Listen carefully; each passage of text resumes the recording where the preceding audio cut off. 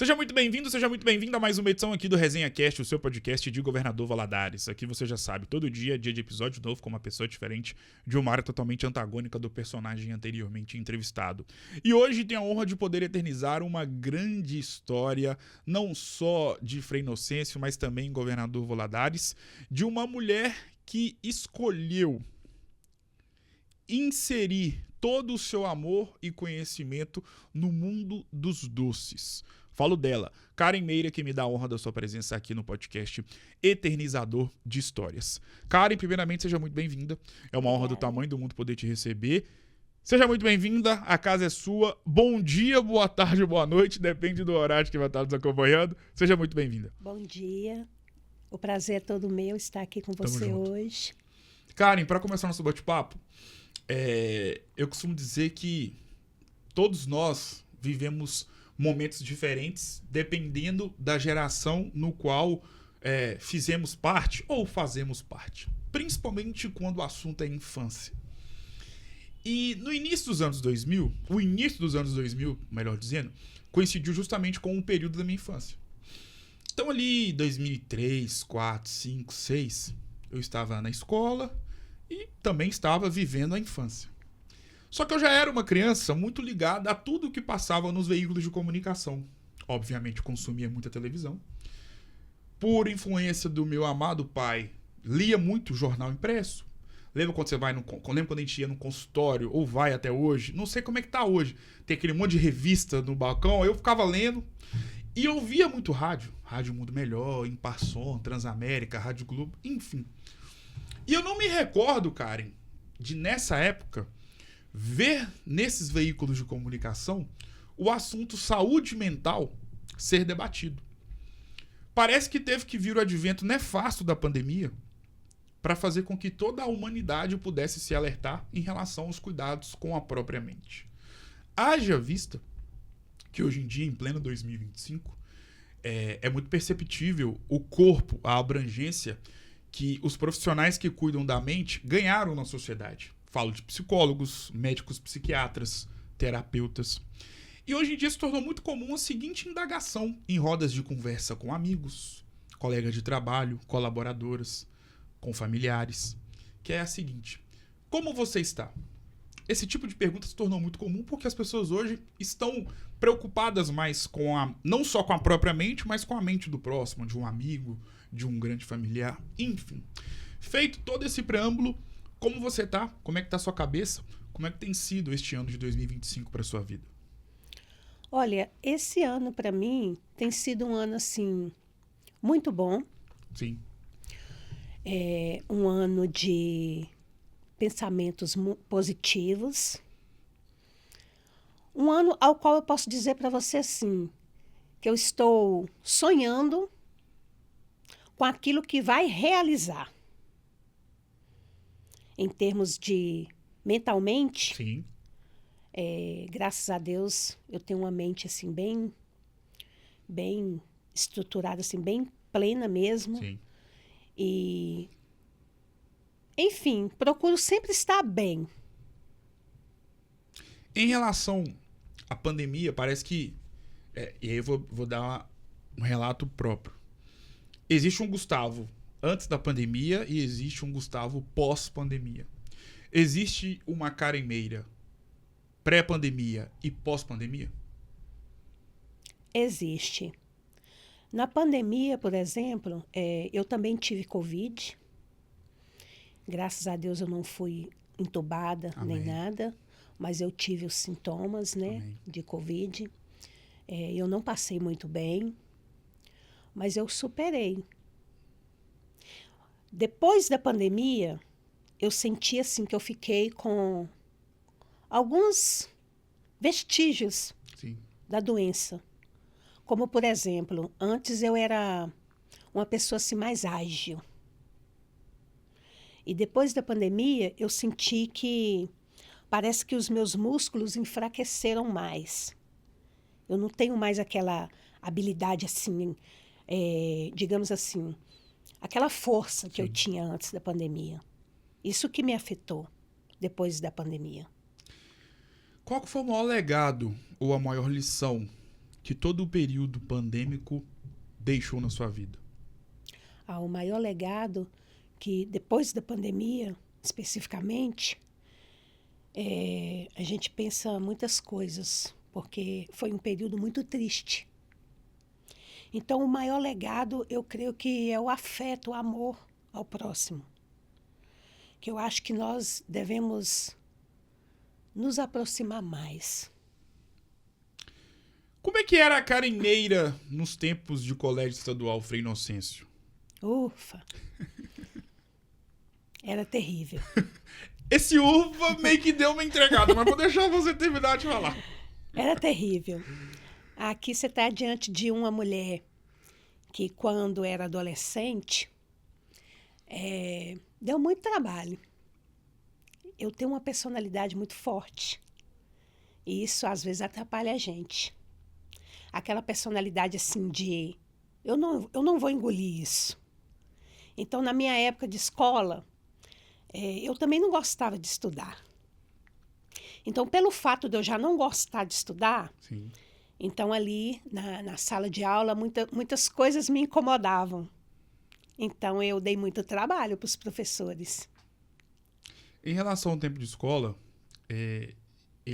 o período escolar, é claro que existem exceções, porque muitas pessoas ainda na infância, mesmo estudando na escola ali nos anos iniciais, nas fases iniciais, já tinham que trabalhar, enfim.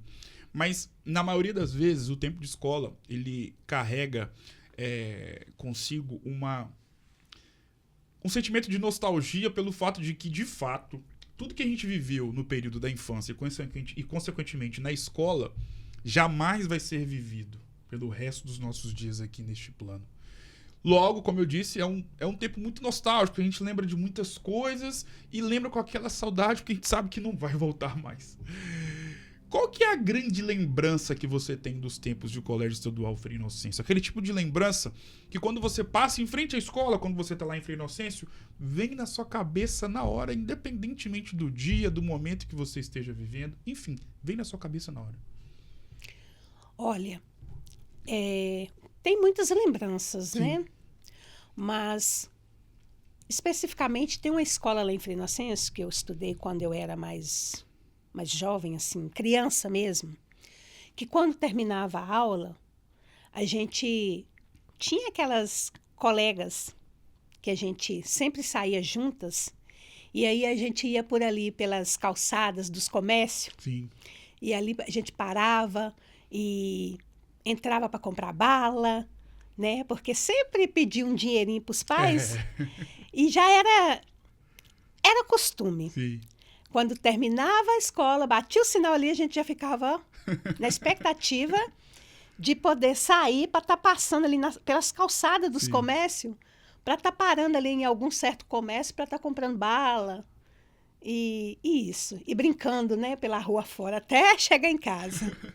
Você tocou num ponto que eu acho que é interessante ser tocado, porque hoje em dia existe um sentimento que é visível na vida de inúmeras pessoas que viveram uma infância e uma adolescência muito diferente do que os jovens hoje em dia estão vivendo, no seguinte aspecto. A sua infância e adolescência, ela não foi uma infância e adolescência, não foram períodos da sua vida onde você, como o pessoal costuma dizer hoje em dia, né, vivia conectada com as redes sociais, com os celulares, com essa tecnologia tão avançada. E muitos pais falam, que também pertencem a essa mesma época, a essa mesma geração, falam que gostariam que os próprios filhos que hoje estão totalmente conectados com as redes sociais, com essa tecnologia tão avançada, pudessem ter vivido esse tempo até mesmo para poder valorizar mais a questão de estar junto com um amigo, de estar junto com os familiares. Vou te dar um exemplo. Quem é que nunca viu numa roda entre familiares um sobrinho, um irmão ou uma prima? Todo mundo está reunido e esse primo, essa sobrinha, mexendo no celular. Isso não existia há tempos atrás. E muitas pessoas que viveram essa época sentem muita falta, usam celulares, usam redes sociais, mas possuem uma nostalgia em relação a tudo que viveram outrora. Como é que foi a sua infância e adolescência? E como é que você enxerga, e até fazendo uma comparação de tudo que você viveu na sua infância e adolescência com esse mundo moderno? Muita mudança, radicalmente. Porque na minha época, por exemplo, nós brincávamos de casinha, a gente era mamãe das bonecas, e a gente brincava de cozinhadinha. A própria mãe ali, né, ela cedia as panelas, as panelinhas. Que legal. A minha mãe mesmo, ela fazia isso. Que legal. Ela pegava aquelas panelas menores e dava pra gente fazer aquele fogareiro no quintal. Sim. E ali a gente brincava de cozinhadinha, fazia mesmo arroz. A mãe até dava alguma coisa assim, um pedacinho de carne, né? Que legal. Isso foi o que eu vivi.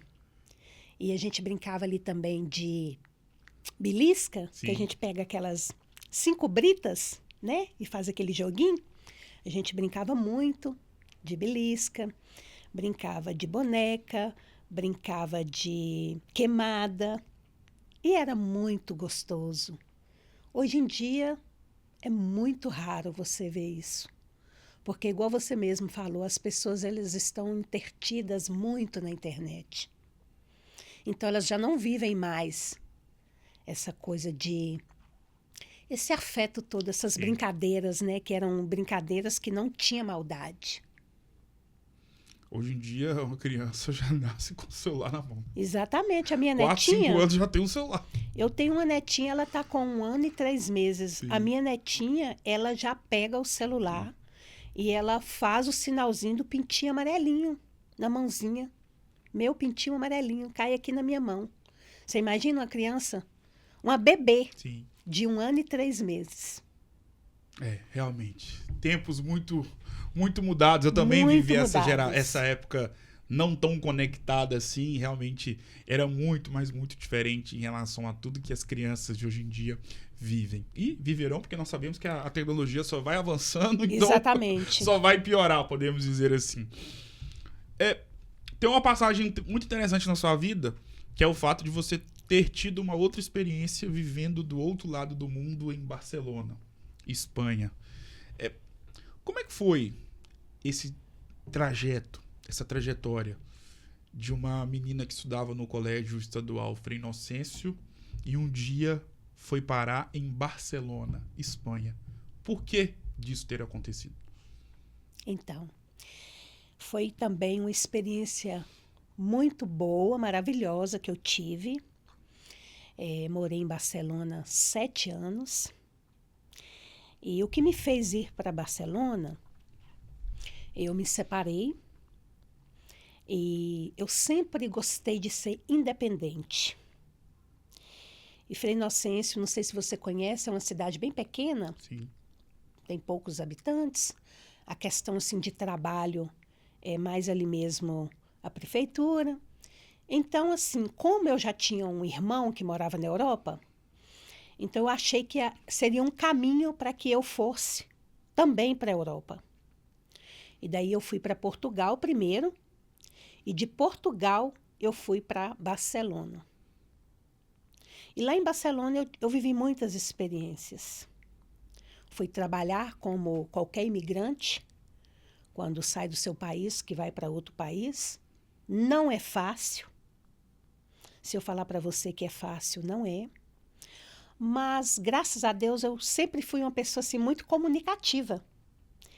O meu pai sempre dizia, a Karen, o que ela deixou de conquistar, de sabedoria nos estudos, que meu pai sempre dizia assim, que eu não tinha inteligência para a escola, mas que eu superava muitos que talvez concluíam os estudos, mas não tinha a desenvoltura que eu tenho. Porque, graças a Deus, aonde eu chego, eu faço amizade muito rápido. Então, em Barcelona, para mim, foi uma experiência muito boa. Ali eu trabalhei, ali eu vivi 7 anos.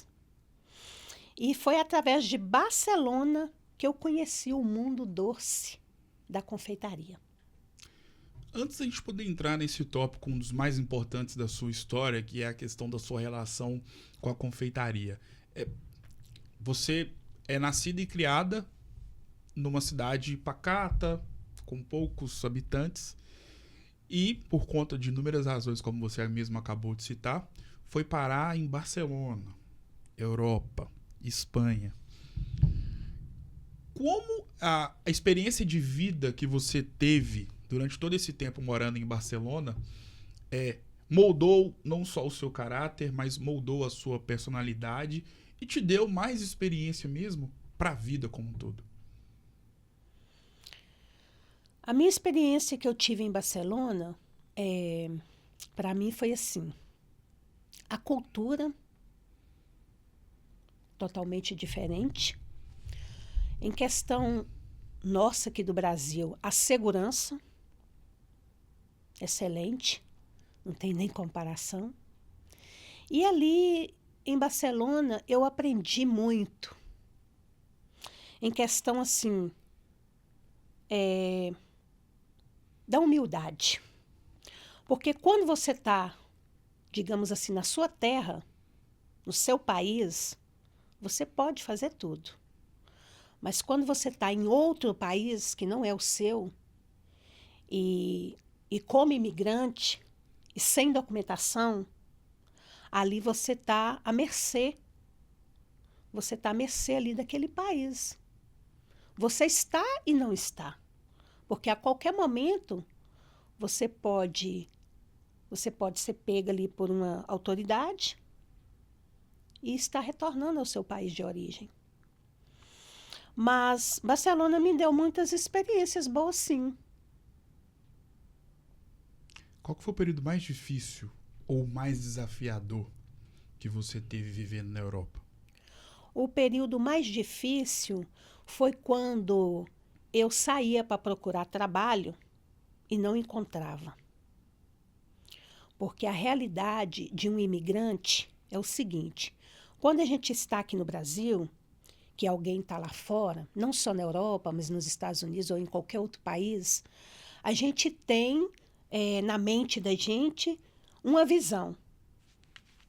Que aquilo ali é muito bom, que aquilo ali é muito lindo, porque as pessoas que vão para fora, elas não postam a realidade do dia a dia. Elas só postam os momentos bons, mas os momentos ruins ficam ali no oculto. Então a gente não sabe, de fato, o que é a realidade. Você só passa a saber quando você está lá. É muito bom morar fora, na Europa, nos Estados Unidos? É bacana. É muito bom. Você tem condição de ter o que você quer, né? Vestir bem, comer bem. Mas por trás de tudo isso aí tem muito sofrimento. Tem lutas, tem decepções. Digamos assim, tem preconceito. Também tem. Isso tudo a gente tem. Quando a gente sai do país da gente para ir morar fora. Agora tem uma questão. Se você já tomou essa decisão, aí ali agora é persistir. Lutar para poder chegar aonde você quer. Porque algo te fez ir para aquele lugar. E foi o que aconteceu comigo. Pode chegar só mais um pouquinho para frente para você poder ficar próximo ao microfone? Isso. E é interessante o seu relato de tudo que você viveu na Europa, porque como você mesma fez questão de relatar na sua última resposta, existiram vários desafios que você teve que enfrentar em diversas áreas dentro da sua experiência vivendo na Europa. Mas, imagino eu, e me corrija se eu estiver errado, que tudo que você viveu na Europa, morando na Espanha, em meio a tantos desafios e a tantas batalhas, veio algo que mudou a sua história de vida, que foi o seu contato com esse universo da confeitaria. Afinal de contas, hoje em dia, em pleno 2025, a confeitaria, ser confeiteira, talvez pode ser colocado como o grande propósito da sua vida profissional e também acaba entrando na sua vida pessoal. Em meio a tantas batalhas enfrentadas na Espanha, quando veio essa luz na sua vida de começar a ter contato com o universo da confeitaria? Olha, no mesmo apartamento que eu morava uma moça, ela chama Anita, brasileira também, aqui de Florianópolis, Santa Catarina. E essa moça, ela trabalhava com bolos. Ela fazia bolos artísticos, esses bolos de pasta americana. Sim. E essa moça, ela passava a madrugada ali, decorando aqueles bolos que ela pegava as encomendas. Então, como ela tinha outro trabalho também, era meio que um extra. E ali ela ficava pela madrugada decorando aqueles bolos. E ao observar ela decorar aqueles bolos, eu comecei a ficar ali próximo dela, pedindo ela meio que pudesse ajudar ela. Ela, sim, claro, prontamente ela aceitou. Eu ficava ali ajudando ela a cortar as pastas americanas, as florzinhas, os trenzinhos. E aí aquilo foi criando um amor dentro de mim, me despertando um desejo de fazer aqueles bolos também. E aí eu falei para ela, olha, Anita, você não me ensina a fazer esses bolos? E ela disse, ensino. E ali ela começou a me ensinar a fazer os bolos. E a partir daquele momento ali, eu também comecei a fazer um extra com os bolos também. Sim. Eu tinha outro trabalho, mas pegava algumas encomendas. E comecei a ganhar também extras com bolos. Depois eu retornei ao Brasil, fui para Frei Inocêncio, que é a cidade dos meus pais, né? A minha mãe mora lá até hoje. E em Frei Inocêncio também eu cheguei e comecei a trabalhar com bolos. Mas em questão da cidade ser muito pequena, ter pouco trabalho e tal, e essas coisas todas, eu tive a visão que para mim não seria tão interessante ficar em Frei Inocêncio. Foi quando eu resolvi vir para Valadares.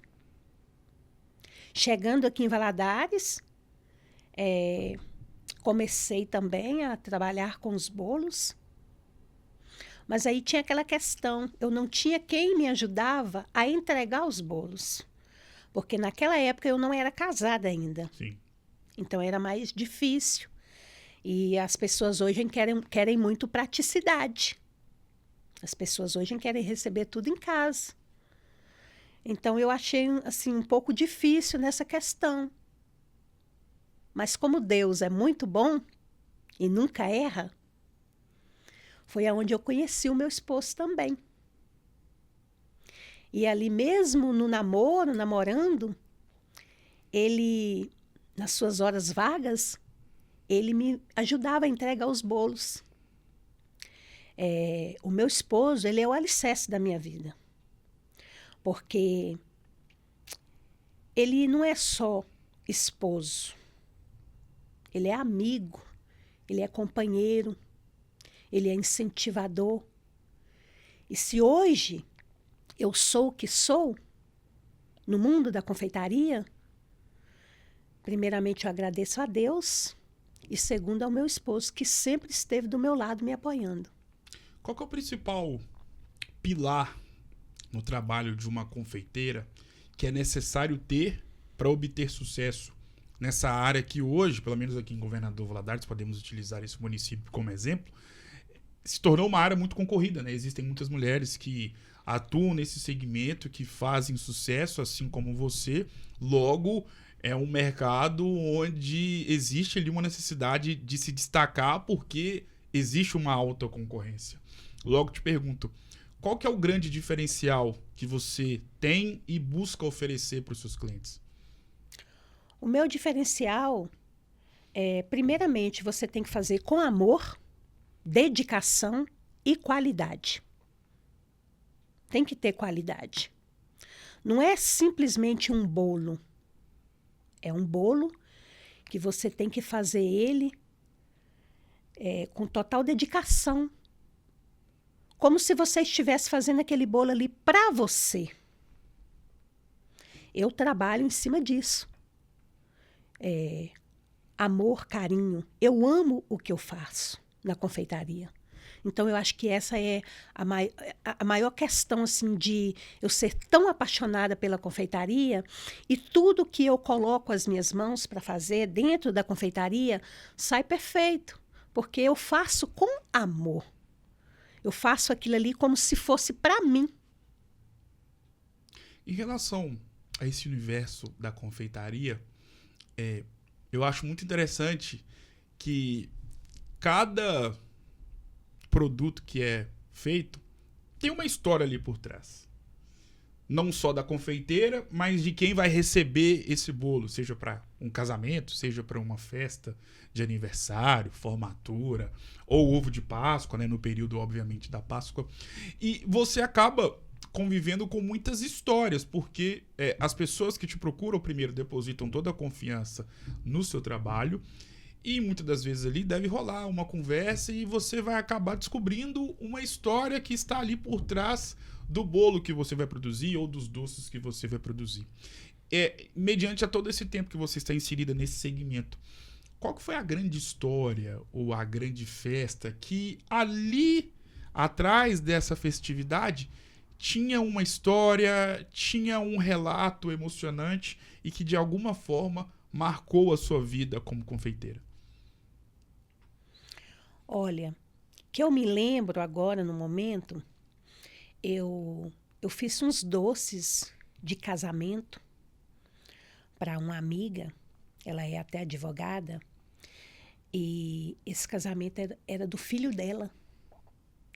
E esse menino que estava indo casar, que hoje já é um homem, Sim. eu a conheci na barriga da mãe, Que legal. ainda. Sim. Então, assim, marcou muito a minha vida. Porque eu estava ali fazendo aqueles doces para alguém que eu já conhecia há muito tempo, né? Eu vi aquela mãe grávida e depois eu ter a honra de fazer os doces para o casamento do filho dela, para mim foi o que mais me marcou em toda a minha vida na confeitaria. E o privilégio dela ter me escolhido e ter confiado no meu trabalho também. Como é que é a rotina de uma confeiteira? Muita correria. Imagina. Muita correria, muita responsabilidade. Exato. E muito cansaço. Em relação aos tipos de festas que você se dispõe a oferecer o seu trabalho, e eu tenho uma curiosidade. Existe uma diferença de um doce que é feito para um casamento, para uma festa de aniversário, formatura? Acho que para o período da Páscoa, eu acho que é até meio que óbvio que existe uma diferença, porque normalmente são só os ovos de Páscoa mesmo. Mas para festa de casamento, festa de aniversário, ou de formatura, ou para empresa, enfim, quais são os detalhes, as diferenças mesmo de uma produção de um doce ou de um bolo para um aniversário, para uma festa de casamento ou para uma formatura? Para aniversário, normalmente, são os docinhos tradicionais. Aqueles docinhos que a gente já conhece, o beijinho, Sim. brigadeiro, o cajuzinho, o moranguinho. São docinhos mais tradicionais, né? Mais conhecidos. Quando vai para esse lado aí de casamento, formatura, aí os clientes já querem mais uns doces mais elaborados, né? Aí vem aí os bombons, e tem vários tipos de doce. Tem os doces gourmets também. Esses são os que os clientes escolhem mais para ocasiões mais, digamos assim, mais finos, né? Casamento, formatura, um evento assim de empresa. Eles querem uma mesa mais apresentável, né? Digamos assim. Então, aí onde vai para esse lado dos doces mais finos. Estou tendo a honra inestimável de poder te conhecer pessoalmente hoje.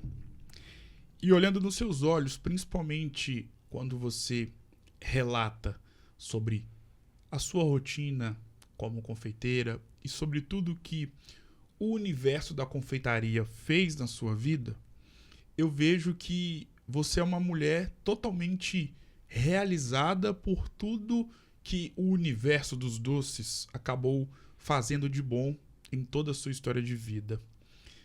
O que ser confeiteira é para a história da Karen Meira? É um sonho realizado ser confeiteira hoje. É algo que eu faço, sem soma de dúvidas, com excelência. Eu posso pegar qualquer produto do ramo da confeitaria, de doces, sobremesas, bolos, e para produzir, que eu sei que eu vou fazer aquilo com excelência, porque eu sei fazer. Então, essa profissão, ela mudou a minha vida. É claro que pensando na figura de uma confeiteira, principalmente quando você está ali trabalhando, já produzindo os doces para uma festa, existem inúmeros ingredientes que você precisa inseri-los dentro desse futuro produto, né, que será um produto para você poder entregar para os clientes e que são importantes. Então, tem ali o açúcar, tem o leite condensado, tem os ovos, enfim. Mas tem um outro ingrediente que ele não é pegável com as mãos e que começa com a palavra amor e não é açúcar. Que começa com a palavra a e que se chama amor. Qual que é a importância desse ingrediente na hora da confecção desses produtos? Amor. O amor é tudo, né? Tudo aquilo que você faz com amor vai sair perfeitamente bem. E não só para você, mas para a pessoa que vai receber também. Então, eu costumo dizer que o amor, ela é a pitadinha que você tem que colocar, tanto no começo como no finalzinho da produção de qualquer doce, bolo, qualquer coisa que você vai fazer, a pitadinha do amor, ela tem que estar lá. Qual que é o maior desafio de ser confeiteira em pleno 2025? O maior desafio é a questão, hoje aqui no Brasil, financeira mesmo, que os insumos, né, estão muito caros. Então, assim, para você trabalhar com qualidade, está difícil, porque você tem que trabalhar com qualidade para oferecer um produto de qualidade para o seu cliente. Mas a alta do preço das coisas está um absurdo.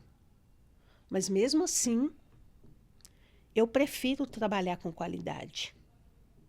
Eu prefiro entregar algo para o meu cliente que ele vai ficar satisfeito e que ele vai retornar a me procurar novamente.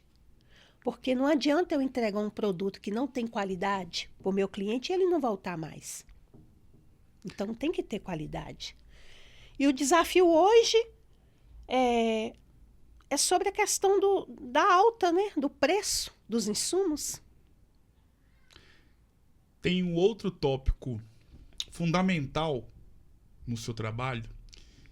E isso acontece também com outros empresários, principalmente para quem tem loja física, que é uma necessidade de fidelizar o seu cliente.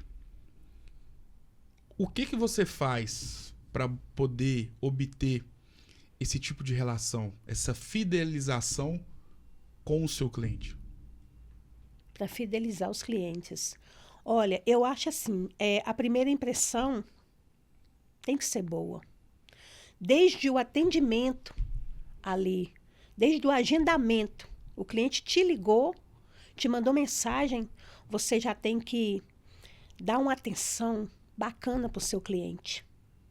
Porque é desde o atendimento até formalizar a encomenda, é onde você fideliza os seus clientes. Porque tem pessoas que, nós sabemos disso, que tem pessoas que ele não sabe, digamos assim, dar uma atenção necessária para o cliente. Acha que o cliente está ali perguntando só por perguntar. Eu já tive essa experiência de entrar em loja, que a vendedora olha assim e acha que a gente talvez não tenha nem condição de comprar aquele produto. Aí você já sente, porque a gente sente. Sim. Então, se você tiver interesse de comprar mesmo, você nem vai querer comprar mais, pelo fato da recepção. Então, eu acho assim, que a partir do momento que você começa a atender o seu cliente, desde a mensagem ou ligação, é a forma que você está fidelizando ele. Qual que foi o grande sonho que você já realizou sendo confeiteira? Eu ainda não realizei, mas eu estou para realizar, que é abrir a minha loja física. E esse sonho, ele vai se realizar agora em julho, se Deus quiser. Amém. Onde eu vou estar abrindo a minha loja física de confeitaria, a minha confeitaria. Pensando na sua história de vida, desde lá dos primórdios da sua existência aqui na Terra, quando você era uma bagunceira aluna no Colégio Estadual Freire Inocêncio, de acordo com as suas próprias palavras, tá? Que fique claro. Até ir para Espanha, Barcelona, enfrentar as dificuldades que você enfrentou. Depois, quando você volta para Frei Inocêncio, já como confeiteira, veio a inserção do seu amado marido, que desde quando ele entrou na sua vida, te ajudou e continua te ajudando e muito na sua história como confeiteira. Até pensando já em tudo que você viverá a partir do mês de julho, que é, como você mesma disse, a realização, a grande realização de sonho que você terá na sua história profissional. Qual que é o filme que passa na sua cabeça? Nossa, passa um filme, assim, é muitas coisas, Gustavo. Porque a gente sonha, mas é Deus que realiza. Então, tudo tem que estar no propósito de Deus mesmo. Porque não adianta a gente só sonhar.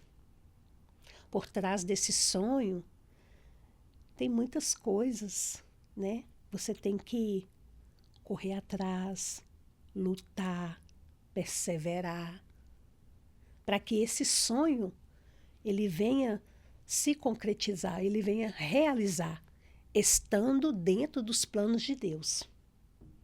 Porque também não basta eu só sonhar.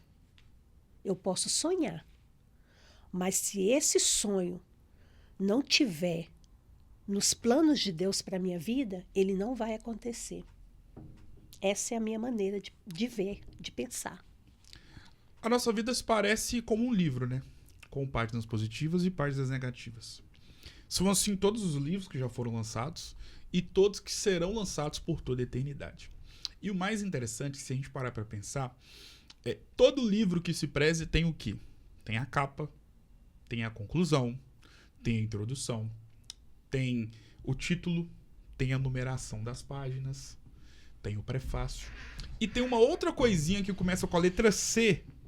Já falei capa e conclusão. Que todo livro tem e que você vai me responder agora. Os capítulos. Acertou de primeira, é exatamente isso.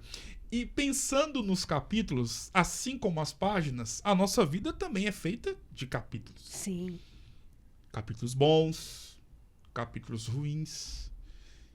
E a vida de todo ser humano é assim. Tem capítulos bons e tem capítulos ruins. No livro da sua vida, qual é o capítulo mais triste? E o que você fez para passar por cima dessa diversidade ou está fazendo para passar uma borracha nesse capítulo da sua vida? O capítulo mais triste da minha vida, hoje com 43 anos de idade, mãe de 3 filhos, casada, esposa, empreendedora, sonhadora. O capítulo mais triste da minha vida foi quando eu perdi meu pai. Esse foi o capítulo que até hoje, assim, eu tento apagar, mas, infelizmente, esse capítulo ele vai ficar marcado na minha vida. Qual o nome dele? Seu Expedito de Meira. Qual que é a grande lembrança que você tem de todo o contato e convívio que você teve com o seu pai, senhor Expedito, que lá de cima ele vai estar vendo, obviamente, esse bate-papo, e talvez ele não vai se lembrar desse dia, mas você jamais esquecerá desse momento, dessa conversa, dessa bronca? É um momento muito difícil. Desculpa. Fique à vontade, por favor. Eu costumo dizer assim, Gustavo, meu pai, ele era tudo para mim. Quando eu perdi meu pai, eu fiquei sem chão. Nada tinha sentido mais. Porque nós éramos muito amigos. A gente se dava muito bem. A gente não tinha segredo um com o outro. A gente era amigos mesmo.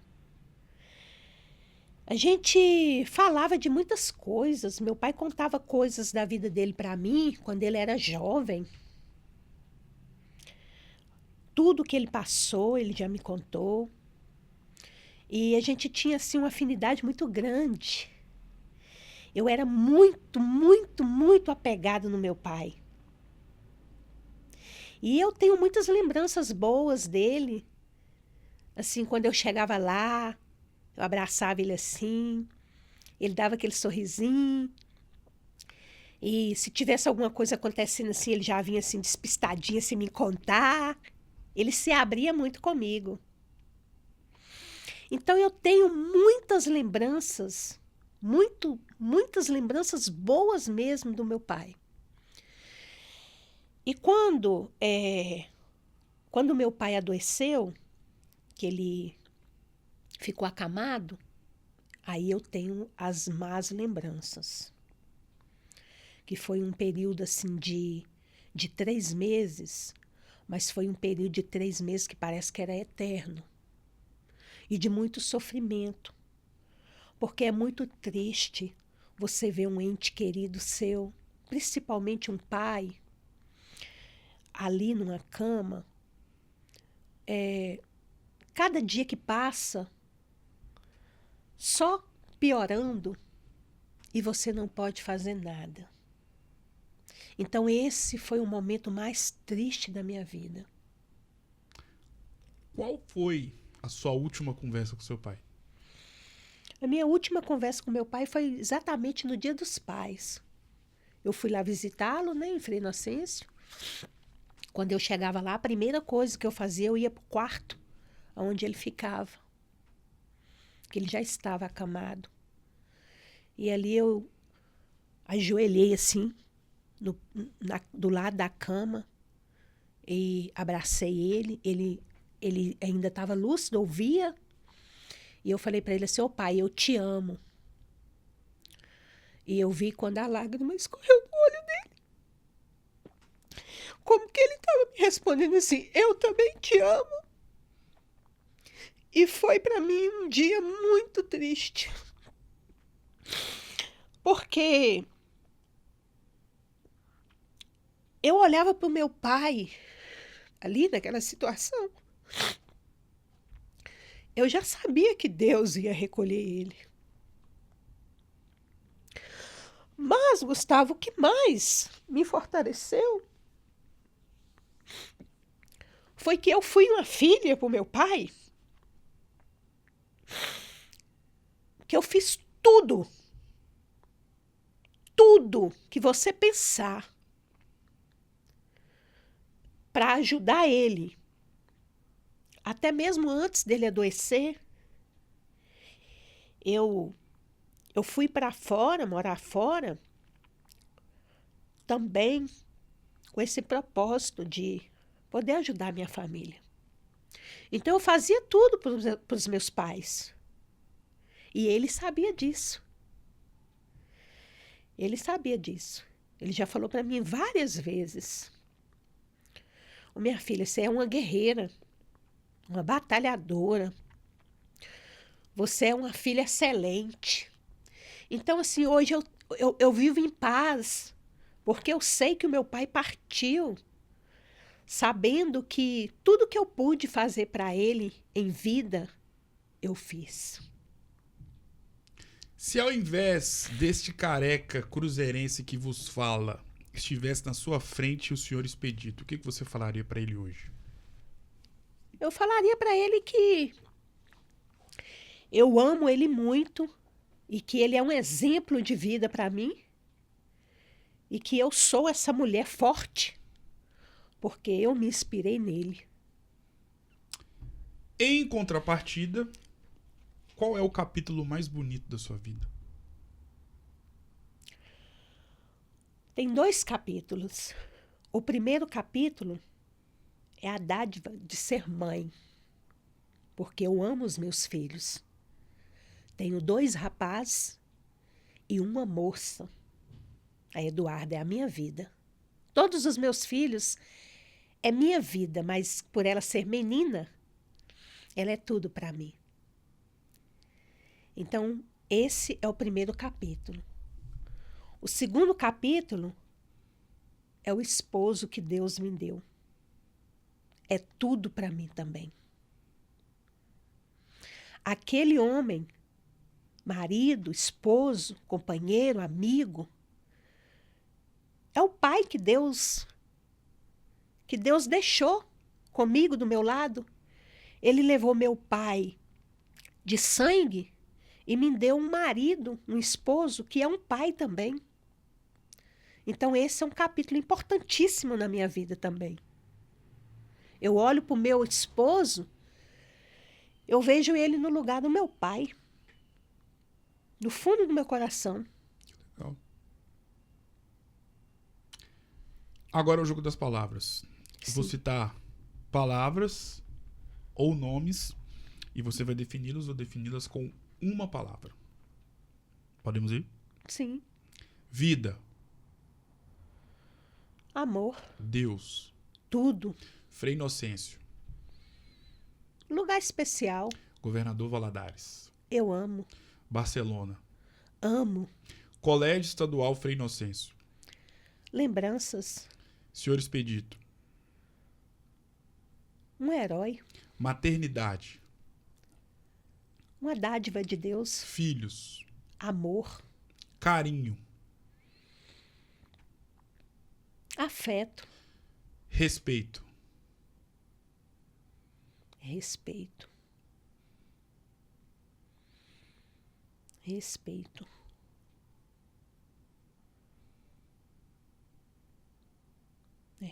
Respeito é uma palavra muito... Como que eu vou definir respeito?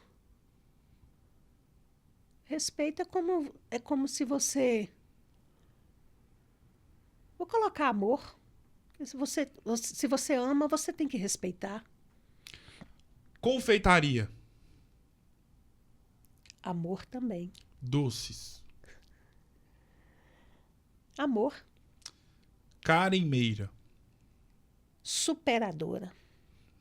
Agora é o jogo do subestimado e superestimado. A palavra superestimado ou superestimada, nós não costumamos falar ela no nosso dia a dia.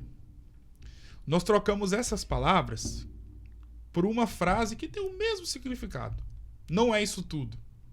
Quem é que nunca usou essa frase para definir uma pessoa, um lugar que você viajou e falou, não é isso tudo.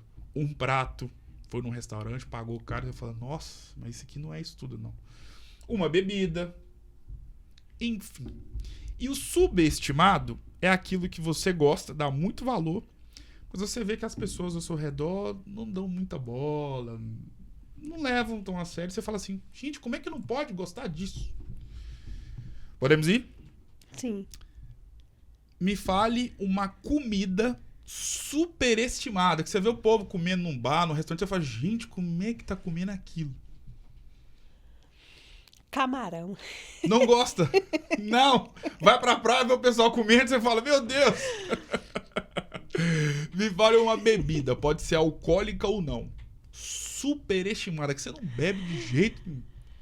Ai, meu Deus. Pode ser alcoólica ou não. Vodka. Me fale uma banda, cantor ou cantora, independentemente do gênero musical, tá? Superestimado ou superestimada, que você não escuta de jeito nenhum. Rap.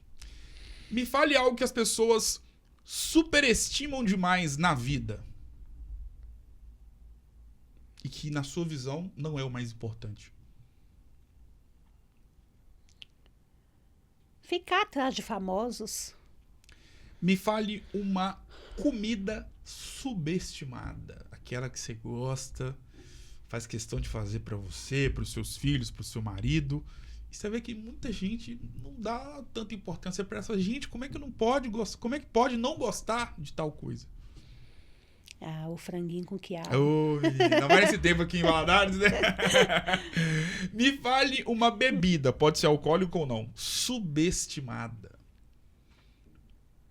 Um suco natural. De qualquer fruta. Sim. Suco natural de qualquer fruta, tem lugar, em qualquer hora. Uma banda cantor ou cantora, independentemente do gênero musical, subestimada. Aquele tipo de música ou aquele cantor, aquela cantora que você gosta muito. Você vê que muita gente, independentemente do gênero musical, você vê o pessoal assim, você fala, não. Ou você olha e fala, não, deveria ser mais valorizado, deveria ter mais reconhecimento. O gospel. O que as pessoas subestimam demais na vida? Não dão a devida importância como você dá, por exemplo, e gostaria que as pessoas dessem. A Deus, honrar a Deus. Com certeza, concordo. Defina a sua história de vida com uma frase. Eu venci. Defina a sua vida com uma palavra. Guerreira. Defina essa conversa com uma palavra. Fortes lembranças. E guardarei para sempre no muro das lembranças da minha carreira profissional o dia de hoje, dia 30 de abril de 2025, onde eu tive a honra de eternizar sua maravilhosa história de vida. Como você mesma disse, né? Trata-se, no caso, Karen Meira, de uma mulher vencedora que, de fato, batalhou, superou muitos obstáculos e venceu na vida. E hoje é essa mulher forte, mãe, neta, esposa e empreendedora, que é motivo de muito orgulho, com certeza, para os seus filhos, para o seu marido, para todos os seus familiares, e que engrandece esse segmento profissional tão importante e que acaba acarretando na vida de milhares de pessoas muitas lembranças, né? Quem é que não tem um doce que remete a uma saudade da avó, da mãe, do pai, ou de uma festa, de um momento? Muito obrigado, sucesso, e claro que as portas estão abertas para você poder voltar mais vezes. Muito obrigado. Obrigada a você, eu que agradeço. É uma honra estar aqui nesta manhã. Tamo junto. Karen Meira, o Resenha Cast de hoje vai ficando por aqui. Um grande abraço. E claro que eu volto em uma próxima oportunidade, porque aqui você já sabe, todo dia tem uma conversa especial e fundamental, assim como for a de hoje, para você que acompanha esse podcast destinado a imortalizar grandes histórias da nossa cidade. Vou ficando por aqui, um grande abraço e até a próxima.